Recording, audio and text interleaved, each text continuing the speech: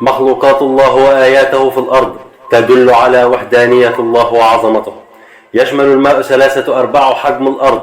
اليوم الذي ينفتح فيها على الأرض يغرق مليارات البشر. ماذا تعرف عن عالم البحار وعجائبه؟ هو عالم مليء بالعجائب والغرائب، يعيش فيه أضخم المخلوقات البحرية وأخطرها.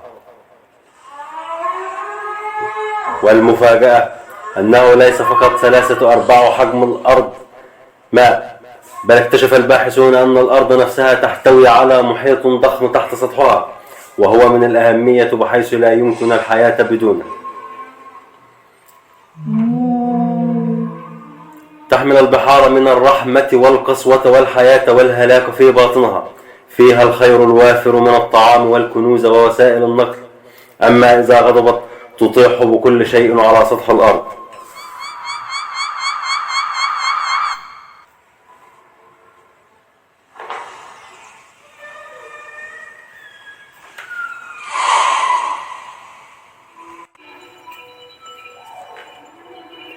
إن البحار يملأها هياكل وحطام آلاف السفن الغارقة على مدار مئات السنوات السابقة، والتي كان يصعب استخراجها، حيث كانت تملأها المعادن من الذهب والفضة، إلا أنه الآن صار سهل استخراجها.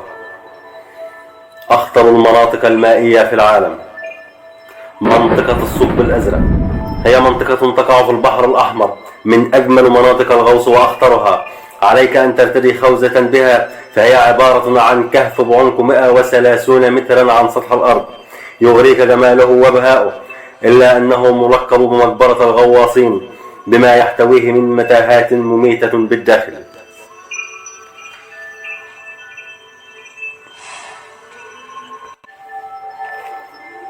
مثلث برمودا جزء أسطوري من المحيط الأطلسي معروف بمثلث الشيطان.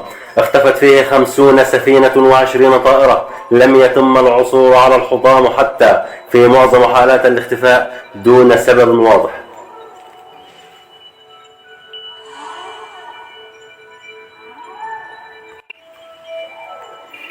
أنهار الصين.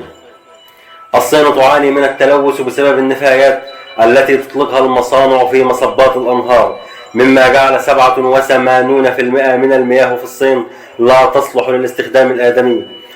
وتؤكد الإحصائيات أن ما يزيد عن نصف مليون شخص من سكان الصين يشربون مياها ملوثة، مما شب السرطان في أجسادهم.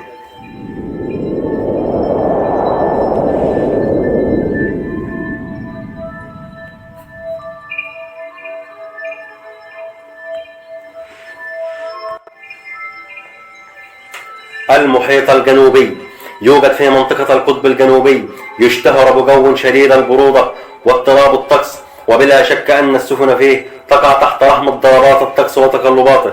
ومما زاد الأمر خطورة تواجد القمم الثلجية في المحيط بارتفاعات شاهقة، مما يؤدي إلى اصطدام السفن بها وانهيارها في أي وقت.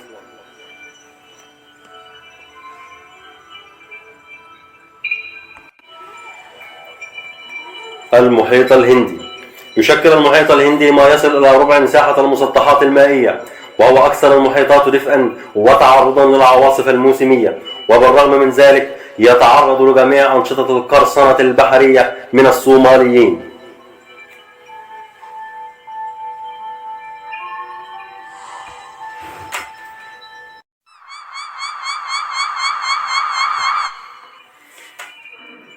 ذكر البحر في القرآن عشرات المرات، فجعله الله أمانا للأنبياء والصالحين ودمارا وهلاكا للعصاة الظالمين. حفظ الله به سيدنا موسى وهو طفل رضيع، وأغرق به آل فرعون وأطاح بملكه وجنده. أما عن نوح فقد فارت البحار والأنهار وأغرقت الأرض لتهلك العصاة، ويحفظ الله نبيه نوح والصالحين. أما عن يونس عليه السلام فابتلعه الحوت ونزل به إلى الأعماق، إلا أنه لم يؤذه ولفظه إلى البر ثانية ليريك كيف أن الله على كل شيء قدير.